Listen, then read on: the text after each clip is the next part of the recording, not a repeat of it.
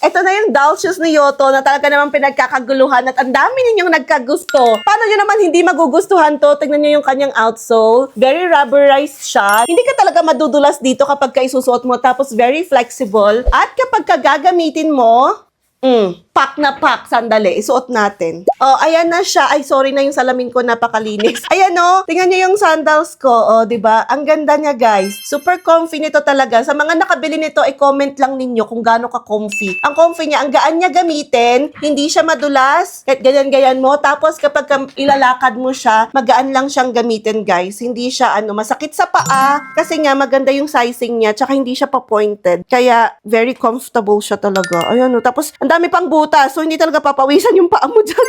Ayan o, di ba? Ang ganda niya. Kaya very trending to eh. Ang dami ninyo nagkagusto nito. Kaya alam nyo na kung gusto nyo rin ito, ilalagay ko na lang sa yellow basket or sa comment section kung saan makakabili. Ayan, close up. Ayan yung side. Ayan, dito sa side niya, merong naka-engrave yung pangalan ng brand si Yoto. Ang gaganda kaya talaga ng mga sandals ni Yoto. Tapos, ganyan yung side niya. And this one. O, di ba? Ang ganda. Super sulit niya. Kaya naman, i-check out mo na yan bago ka pa maubusan. Bye!